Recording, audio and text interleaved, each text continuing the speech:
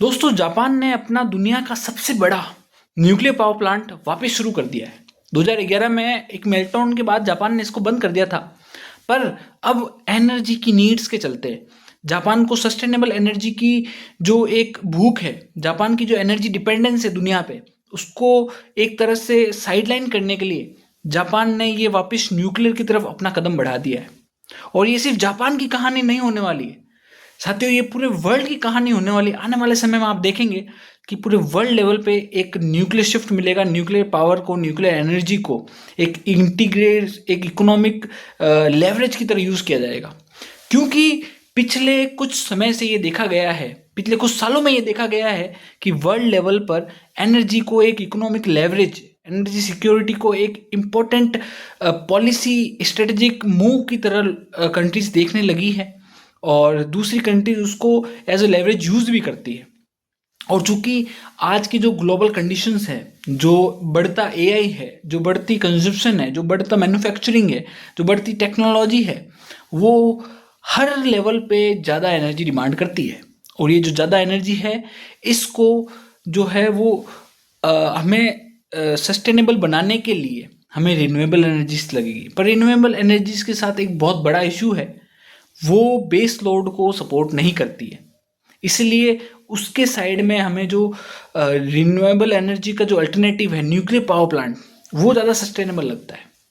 तो आज के इस मंडे नॉलेज सेशन में, जो कि हम हर मंडे को करेंगे, थोड़ी सी टेक्निकल डेप्थ में जाके थोड़ी नॉलेज वाली बात करेंगे कि इसमें हमें क्या जानने को मिल सकता है। तो सबसे पहले बेस लोड की बात करते हैं। देखिए, हर देश में, हर जगह जब जो है पावर को ट्रांसमिट किया जाता है, जो एनर्जी की नीड होती है, जो इलेक्ट्रिसिटी ट्रांसफ़र की जाती है, तो उसका जो कंजम्पशन है, उसकी जो डिमांड है, उसका जो वोल्टेज है, वो उसकी डिमांड पे डिपेंड करता है। और ये जो कंजम्पशन है वो कांस्टेंट नहीं रहता है, वो साइक्लिकल अप डाउन ऐसे चलता है।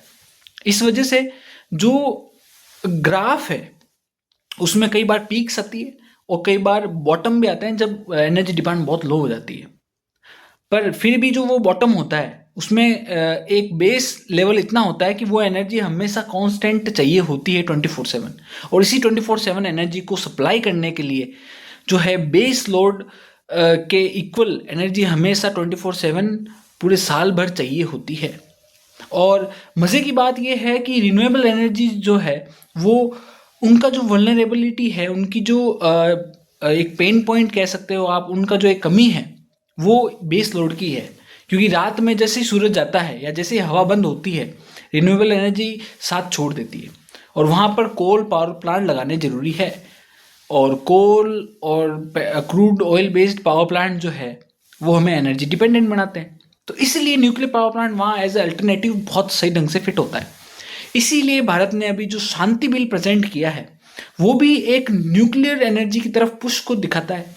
जो भारत की 2026 की नेशनल इलेक्ट्रिसिटी पॉलिसी आई है उसमें भी 100 गीगावाट का न्यूक्लियर कैपेसिटी की बात करी गई है विकसित भारत के लिए। और ये इसीलिए की गई है कि हमें एक बेस लोड को प्रोवाइड करना है, हमें हमारे लिए एनर्जी सिक्योरिटी जो है वो उसको निश्चित करना है। और इसी वजह से जो एनर्जी डिमांड बन रही है, जो हमें एआई के लिए एनर्जी की नीड है, जो हमें एनर्जी सिक्योरिटी की नीड है, जो हमें स्ट्रेटेजिक एनर्जी रिलायंस को कम करना है, जो हमें सस्टेनेबल डेवलपमेंट की तरफ जाना है, जो हमें एक सेफर एनवायरनमेंट चाहिए, एयर क्वालिटी बेटर करनी है, इन सारे पॉइंट्स पर न्यूक्लियर एनर्जी हमें एक अच्छे टूल, एक अच्छे मूव की तरह दिखता है। पर इसमें एक जो पॉइंट है वहाँ पर इंडिया है, तो जो इंडिया जो है वो थोड़ा पीछे दिखता हुआ हमें नज़र आ रहा है, पीछे रहता हुआ नज़र आ रहा है, वो है लाइट वाटर रिएक्टर्स का। देखिए, दुनिया में जितनी भी एनर्जी बनती है वो लाइट वाटर रिएक्टर जो है उसमें 80% कंट्रीब्यूट करते हैं। न्यूक्लियर पावर प्लांट बेसिकली दो तरह के होते हैं, हैवी वाटर रिएक्टर्स और लाइट वाटर रिएक्टर्स। ये थोड़ा नॉलेज बेस्ड है तो आपको मैं थोड़ा डिटेल में बताऊंगा। एक्चुअली जो हैवी वाटर रिएक्टर्स है उसमें जो कूलेंट होता है, जो कि न्यूक्लियर से एनर्जी को लेकर टरबाइन की तरफ जाता है और टरबाइन से एनर्जी को हमारे इलेक्ट्रिसिटी में कन्वर्ट करता है। तो वो जो कूलेंट है वो D2 होता है, वो हैवी वाटर होता है। वो नॉर्मल वाटर से थोड़ा अलग होता है, उसको बनाना थोड़ा कॉस्टली और मैनेज करना थोड़ा कॉस्टली होता है। और वो थोड़ा टॉक्सिक भी होता है। पर जो लाइट वाटर रिएक्टर है वो एक्चुअल में ओरिजिनल जो अपना ऑर्डिनरी वाटर है जो कि नेचुरली मिलता है उसको यूज़ करता है, और यही जो है वो एक चीपर ऑप्शन की तरह हमें एक लेवरेज, एक जो है इकोनॉमिक एफिशिएंसी प्रोवाइड करता है। साथ में लाइट वाटर रिएक्टर के कुछ कंपेरेटिवली हैवी वाटर रिएक्टर से एडवांटेजेस है जो मैं एक एक करके आपको गिना लेता हूँ। उसमें सबसे पहले आता है वही ऑर्डिनरी वाटर वाला। दूसरा, ये एक एडवांटेज तो नहीं है पर डिसएडवांटेज कह सकते हैं कि ये एनरिच्ड यूरेनियम पे ज़्यादा बेस्ड चलता है। जो हैवी वाटर रिएक्टर्स है वो नॉर्मल यूरेनियम से चल जाते हैं। तीसरा, ये जो है वो सिंपलर और चीपर है। अब देखिए, सिंपलर इसलिए है क्योंकि ग्लोबल लेवल पे जो 80% न्यूक्लियर एनर्जी बनती है वो लाइट वाटर रिएक्टर से ही बनती है। तो इसकी जो फोर्थ पॉइंट आएगा कि जो सप्लाई चेन है वो इतनी रिजॉल्व है, इतनी मतलब इतना उसको ग्लोबली एक्सेप्टेड है कि उसकी सप्लाई चेन अच्छे से ग्लोबली प्रोवाइडेड है, और वो जो है वो प्राइवेट और गवर्नमेंट दोनों लेवल्स पर बहुत अच्छे से इंटीग्रेटेड है। तो इसलिए वो सिंपलर, चिपर है, ग्लोबल सप्लाई चेन इसकी रिजॉल्व है, हाई थर्मल एफिशिएंसी, ये हैवी वाटर रिएक्टर से ज़्यादा एफिशिएंट है, तो इसलिए इलेक्ट्रिसिटी हमें और सस्ते में मिलती है और इससे बनाना सस्ता भी पड़ता है। और साथ में जो इसका मेन एक पॉइंट है जिससे हम सिविल जो न्यूक्लियर सेफ्टी की बात करते हैं वो ये है कि ये नेगेटिव कोएफिशिएंट पे वर्क करता है। एक्चुअली जो हैवी वाटर रिएक्टर्स है अगर उसमें कूलेंट चला जाएगा तो वो जो न्यूक्लियर चेन रिएक्शन है वो अनकंट्रोल होके एज अ ब्लास्ट और उस तरह से एक सिविल कैजुअलिटी कोज कर सकती है। पर जो लाइट वाटर रिएक्टर है उसकी खास बात यह है कि वो नेगेटिव कोएफिशिएंट पे काम करता है, यानी अगर कूलेंट जो नॉर्मल वाटर है अगर वहाँ से हट जाएगा तो जो चेन रिएक्शन है वो कम हो जाएगी, ख़त्म होने की तरफ जाएगी और एक सेफ स्विच की तरफ वर्क करती है जिससे कि न्यूक्लियर जो रिएक्शन है वो बंद हो जाती है।